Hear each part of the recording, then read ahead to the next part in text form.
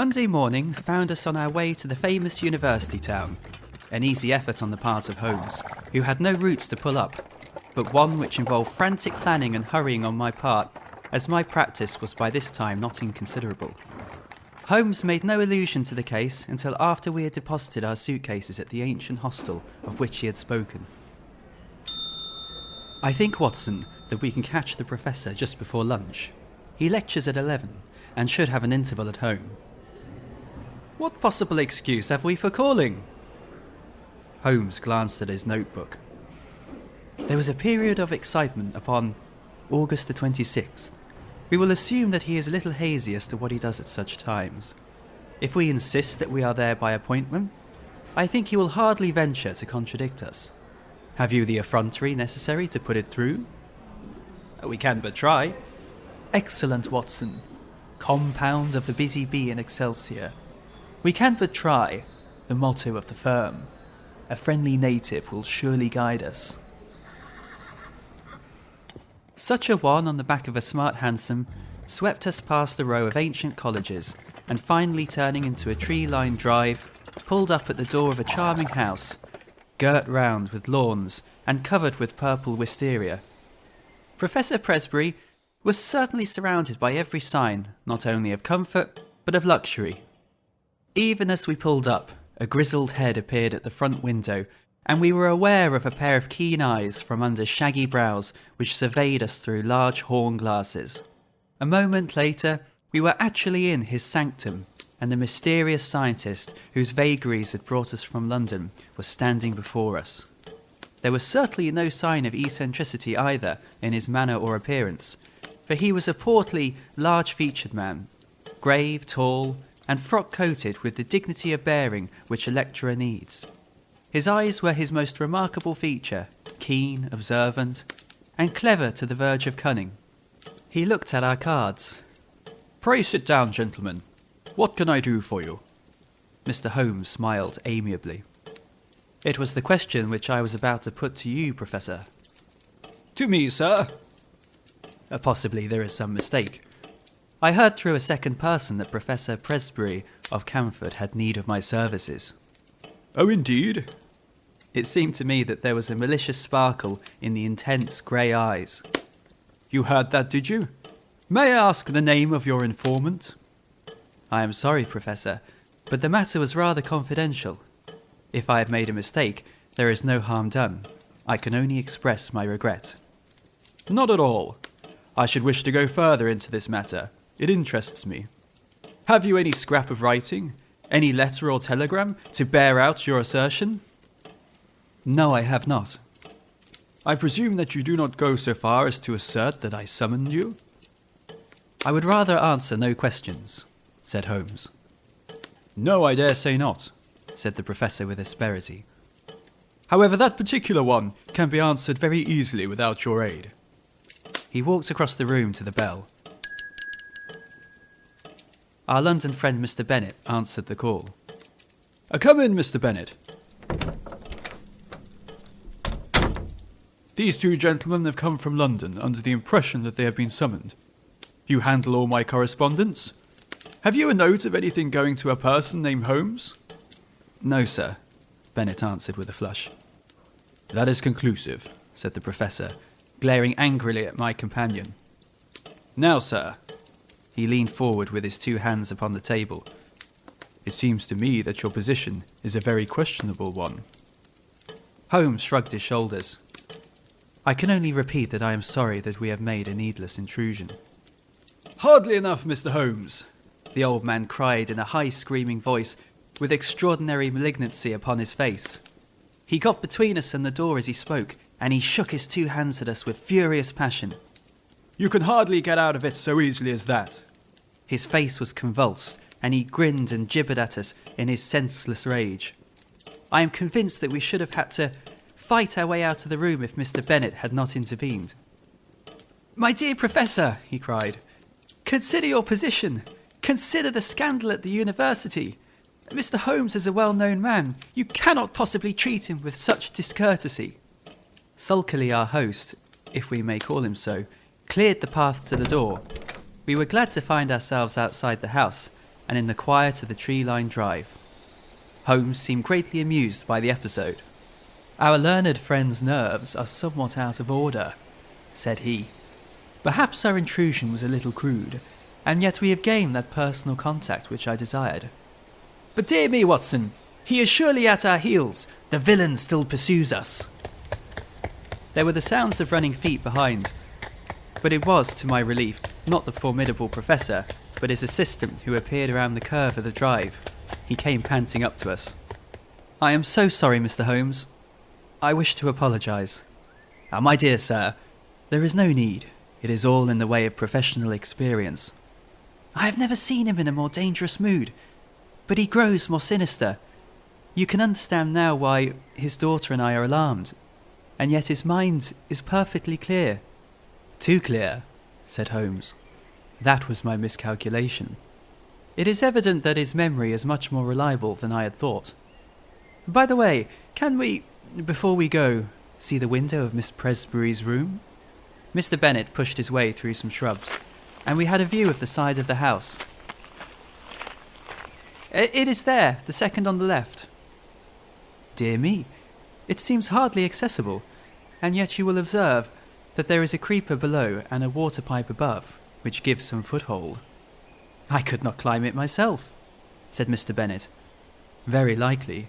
It would certainly be a dangerous exploit for a normal man. There was one other thing I wish to tell you, Mr. Holmes. I have the address of the man in London to whom the professor writes. He seems to have written this morning, and I got it from his blotting paper. It is an ignoble position for a trusted secretary, but what else can I do?" "Dvorak. A curious name. Slavonic, I imagine. Well, it is an important link in the chain. We will return to London this afternoon, Mr. Bennet. I see no good purpose to be served by our remaining. We cannot arrest the professor because he has done no crime, nor can we place him under constraint, for he cannot be proved to be mad. No action is as yet possible. Then what on earth are we to do?" "A little patience, Mr. Bennet. Things will soon develop. Unless I am mistaken, next Tuesday may mark a crisis. Certainly we shall be in Camford on that day. Meanwhile, the general position is undeniably unpleasant, and if Miss Presbury can prolong her visit—" "That is easy." "Then let her stay till we can assure her that all danger is past. Meanwhile, let him have his way and do not cross him. So long as he is in a good humour, all is well." "There he is," said Bennet in a startled whisper. Looking between the branches, we saw the tall, erect figure emerge from the hall door and look around him. He stood leaning forward, his hands swinging straight before him, his head turning from side to side. The secretary, with a last wave, slipped off among the trees, and we saw him presently rejoin his employer, the two entering the house together in what seemed to be animated and even excited conversation. "I expect the old gentleman has been putting two and two together," said Holmes as we walked hotelward. "He struck me as having a particularly clear and logical brain from the little I saw of him. Explosive, no doubt. But then from his point of view, he has something to explode about if detectives are put on his track and he suspects his own household of doing it. I rather fancy that friend Bennet is in for an uncomfortable time." Holmes stopped at a post office and sent off a telegram on our way. The answer reached us in the evening, and he tossed it across to me. "Have visited the Commercial Road and seen Dvorak. Suave person, bohemian, elderly. Keeps large general store. Mercer." "Mercer is since your time," said Holmes. "He is my general utility man who looks up routine business. It was important to know something of the man with whom our professor was so secretly corresponding. His nationality connects up with the Prague visit." "Thank goodness that something connects with something," said I. "At present, we seem to be faced by a long series of inexplicable incidents with no bearing upon each other. For example, what possible connection can there be between an angry wolfhound and a visit to Bohemia, or either of them with a man crawling down a passage at night? As to your dates, that is the biggest mystification of all. Holmes smiled and rubbed his hands. We were, I may say, seated in the old sitting room of the ancient hotel, with a bottle of the famous vintage of which Holmes had spoken on the table between us. "Well now, let us take the dates first," said he, his fingertips together and his manner as if he were addressing a class. "This excellent young man's diary shows that there was trouble upon July the 2nd, and from then onward it seems to have been at 9-day intervals, with, so far as I remember, only one exception. Thus, the last outbreak upon Friday was on September the 3rd, which also falls into the series, as did August the 26th, which preceded it. The thing is beyond coincidence." I was forced to agree. "Let us then form the provisional theory that every 9 days the Professor takes some strong drug which has a passing but highly poisonous effect. His naturally violent nature is intensified by it. He learns to take this drug while he was in Prague and is now supplied with it by a Bohemian intermediary in London. This all hangs together, Watson." "But the dog, the face at the window, the creeping man in the passage." "Well, well, we have made a beginning. I should not expect any fresh developments until next Tuesday.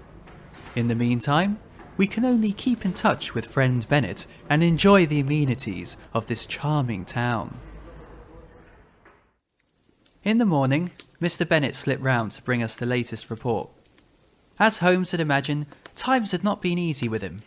Without exactly accusing him of being responsible for our presence, the Professor had been very rough and rude in his speech, and evidently felt some strong grievance. This morning he was quite himself again, however, and had delivered his usual brilliant lecture to a crowded class.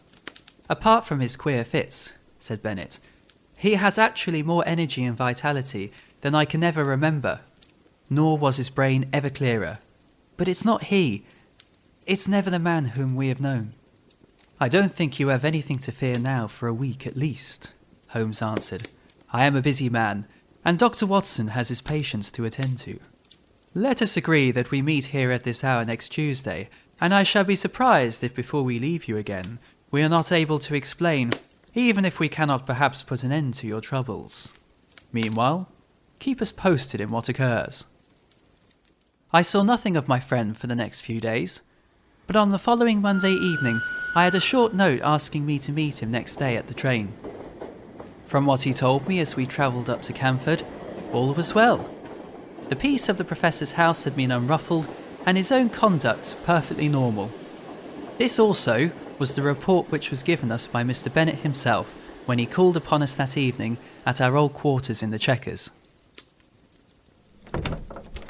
He heard from his London correspondent today. There was a letter, and there was a small packet, each with the cross under the stamp which warned me not to touch them. There has been nothing else. "That may prove quite enough," said Holmes grimly. "Now, Mr. Bennett, we shall, I think, come to some conclusion tonight. If my deductions are correct, we should have an opportunity of bringing matters to a head. In order to do so, it is necessary to hold the Professor under observation. I would suggest, therefore, that you remain awake and on the lookout. Should you hear him pass your door, do not interrupt him, but follow him as discreetly as you can. Dr. Watson and I will not be far off. By the way, where is that key of that little box of which you spoke?"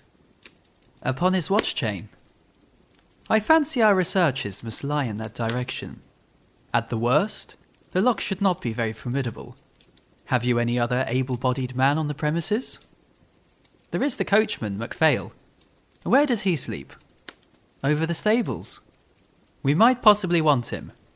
Well, we can do no more until we see how things develop. Goodbye.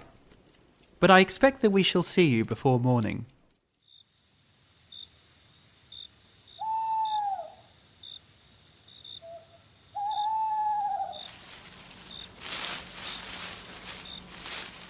It was nearly midnight before we took our station among some bushes immediately opposite the hall door of the Professor. It was a fine night, but chilly, and we were glad of our warm overcoats.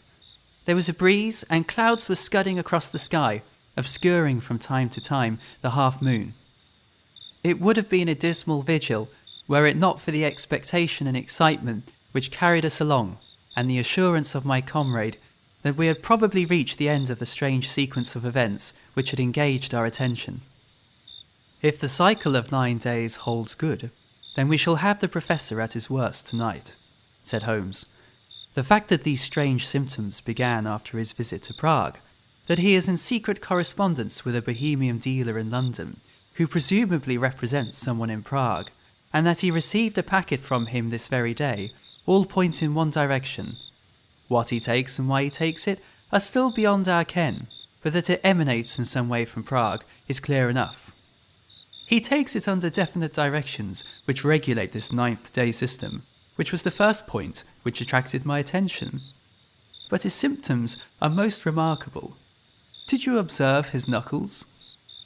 I had to confess that I did not. Thick and horny in a way which is quite new in my experience. Always look at the hands first, Watson. Then cuffs, trouser knees and boots. Very curious knuckles, which can only be explained by the mode of progression observed by... Holmes paused and suddenly clapped his hand to his forehead. Oh, Watson! Watson, what a fool I have been! It seems incredible, and yet it must be true. All points in one direction. How could I miss seeing the connection of ideas? Those knuckles! How could I have passed those knuckles? And the dog! The ivy! It's surely time that I disappeared into that little farm of my dreams. Look out, Watson. Here he is. We shall have the chance of seeing for ourselves. The hall door had slowly opened, and against the lamplit background we saw the tall figure of Professor Presbury. He was clad in his dressing gown. As he stood outlined in the doorway, he was erect but leaning forward with dangling arms, as when we saw him last. Now he stepped forward into the drive, and an extraordinary change came over him. He sank down into a crouching position and moved along upon his hands and feet, skipping every now and then as if he were overflowing with energy and vitality. He moved along the face of the house and then round the corner. As he disappeared, Bennett slipped through the hall door and softly followed him. "Come, Watson, come!" cried Holmes, and we stole as softly as we could through the bushes until we had gained a spot whence we could see the other side of the house, which was bathed in the light of the half-moon. The Professor was clearly visible, crouching at the foot of the ivy-covered wall. As we watched him, he suddenly began with incredible agility to ascend it. From branch to branch he sprang, sure of foot and firm of grasp, climbing apparently in mere joy at his own powers, with no definite object in view. With his dressing gown flapping on each side of him, he looked like some huge bat glued against the side of his own house, a great square dark patch upon the moonlit wall. Presently, he tired of this amusement, and dropping from branch to branch, he squatted down into the old attitude and moved towards the stables, creeping along in the same strange way as before. The wolfhound was out now, barking furiously, and more excited than ever when it actually caught sight of its master. It was straining on its chain and quivering with eagerness and rage. The Professor squatted down very deliberately, just out of reach of the hound, and began to provoke it in every possible way. He took handfuls of pebbles from the drive and threw them in the dog's face, prodded him with a stick which he had picked up, flicked his hands about only a few inches from the gaping mouth, and endeavoured in every way to increase the animal's fury, which was already beyond all control. In all our adventures, I do not know that I have ever seen a more strange sight than this impassive and still dignified figure, crouching frog-like upon the ground, and goading to a wilder exhibition of passion the maddened hound which ramped and raged in front of him by all manner of ingenious and calculated cruelty. And then, in a moment, it happened. It was not the chain that broke, but it was the collar that slipped, for it had been made for a thick-necked Newfoundland. We heard the rattle of falling metal, and the next instant, dog and man were rolling on the ground together, the one roaring in rage, the other screaming in a strange, shrill falsetto of terror. It was a very narrow thing for the Professor's life. The savage creature had him fairly by the throat, its fangs had bitten deep, and he was senseless before we could reach them and drag the two apart. It might have been a dangerous task for us, but Bennett's voice and presence brought the great wolfhound instantly to reason. The uproar had brought the sleepy and astonished coachman from the room above the stables. "I'm not surprised," said he, shaking his head. "I've seen him at it before. I knew the dog would get him sooner or later." The hound was secured, and together we carried the professor up to his room, where Bennett, who had a medical degree, helped me to dress his torn throat. The sharp teeth had passed dangerously near the carotid artery, and the hemorrhage was serious. In half an hour, the danger was past. I had given the patient an injection of morphia, and he had sunk into a deep sleep. Then, and only then, were we able to look at each other and to take stock of the situation. "I think a first-class surgeon should see him," said I. "For God's sake, no," cried Bennett. "At present the scandal is confined to our own household. It is safe with us. If it gets beyond these walls, it will never stop. Consider his position at the university, his European reputation, the feelings of his daughter."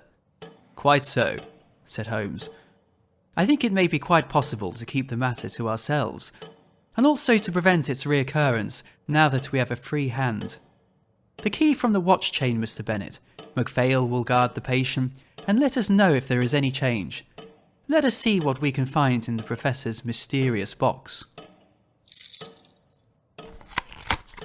There was not much, but there was enough. An empty phial, another nearly full, a hypodermic syringe, several letters in a crabbed foreign hand.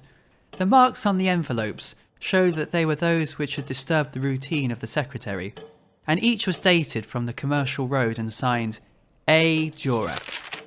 They were mere invoices to say that a fresh bottle was being sent to Professor Presbury, or receipt to acknowledge money. There was one other envelope, however, in a more educated hand, and bearing the Austrian stamp with the postmark of Prague.